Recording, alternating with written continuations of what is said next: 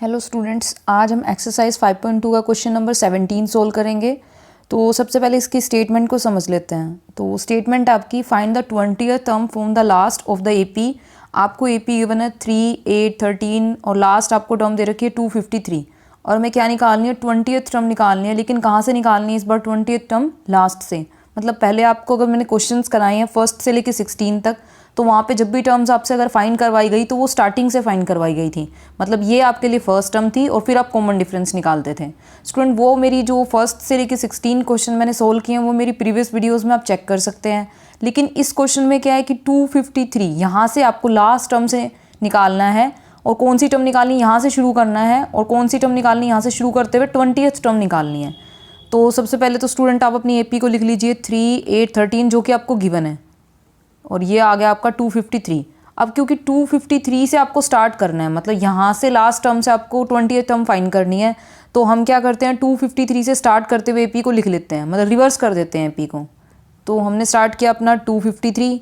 अब देखो क्योंकि आपका डिफरेंस किस तरीके से चल रहा है, अगर हम इस एपी की बात करें तो 3 + 5 8 आता है, फिर 8 + 5 कितना आता है 13 आता है। तो अगर हम बात करते हैं तो अगर मुझे यहाँ पे भी डिफरेंस कितने का चाहिए 5 का चाहिए, तो यहाँ वाली टर्म कौन सी आएगी स्टूडेंट 248, क्योंकि 248 करेंगे तभी आपका डिफरेंस, मतलब इसमें 248 में 5 जोड़ेंगे तब आपका कितना आ जाएगा 253 आएगा। तो इस तरीके से एपी चल रही है जो आपको गिवन एपी थी, मतलब आपका कॉमन डिफरेंस कितने का आ रहा था यहाँ पे 5 का आ रहा था। तो अब इसको उल्टा करके अगर हम रिवर्स करके लिखते तो यहाँ आया 243 और चलते चलते एपी गई आपकी लास्ट 8 और आपका उल्टा हो गया एपी। अब ये आपकी क्या बन गई लास्ट टर्म और ये आपकी बन गई फर्स्ट टर्म। तो इस बार आपका ए कितना हो जाएगा आपका 253।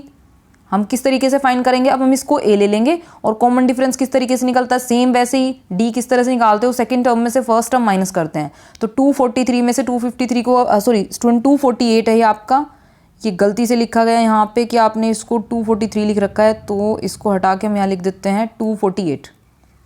तो अब हमें कॉमन डिफरेंस फाइंड करना है तो कितना हो जाएगा 248 माइनस में 253। अगर यहाँ से डी निकालना है तो ये कितना बचा आपका नेगेटिव का 5।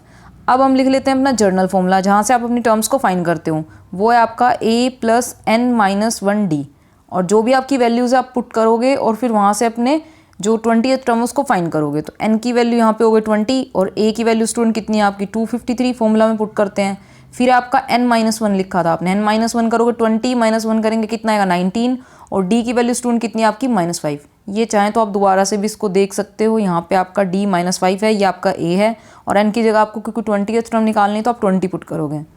तो अब इसको कैलकुलेट कर लेते हैं 253 और अगर इसे मल्टीप्लाई करते कितना आता है माइनस का 95 और सब्ट्रैक्ट करके अगर हम इसको लिखते हैं तो कितना आ जाता है 158। इसका मतलब जो 20th टर्म है आपकी लास्ट से जो आपने फाइंड करी है 20th term from the last term 253 से जो आपने स्टार्ट करी थी from the last term is 158। तो स्टूडेंट क्वेश्चन क्या होगा पेपर के अंदर, जरूरी नहीं है आपका यही क्वेश्चन आएगा, आपको आपकी एपी चेंज करके दी होगी, टर्म भी कोई और पूछ ली होगी। लेकिन अगर आपको कॉन्सेप्ट क्लियर है कि अगर लास्ट से पूछा गया है तो हम एपी को रिवर्स करके लिख लेते हैं। तो ये स्टूडेंट आ गया आपका 158, ना कि 150 है, ये 158 है यहाँ पे। तो पेपर में क्या होगा अगर क्वेश्चन को चेंज भी कर दिया होगा तो आपको कॉन्सेप्ट क्लियर होना चाहिए कि सबसे पहले आप क्या करते हो अपनी एपी को रिवर्स करते हो, रिवर्स करने के बाद आपका डी की वैल्यू चेंज हो जाती है।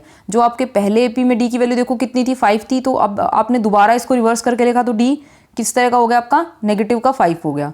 और फिर आपको अगर अपना जर्नल फॉर्मूला ध्यान है आपको याद है तो आप उसमें अपनी वैल्यूज़ को पुट करोगे और अपनी दी हुई टर्म को निकाल लोगे। तो स्टूडेंट मैंने काफ़ी क्लियर करते हुए इस क्वेश्चन को समझाया है। अगर आपको फिर भी डाउट रहते हैं तो आप कमेंट सेक्शन में पूछ सकते हैं। आने वाली वीडियोस में हम एक्सरसाइज 5.2 के क्वेश्चंस को कंटिन्यू करेंगे। थैंक्स।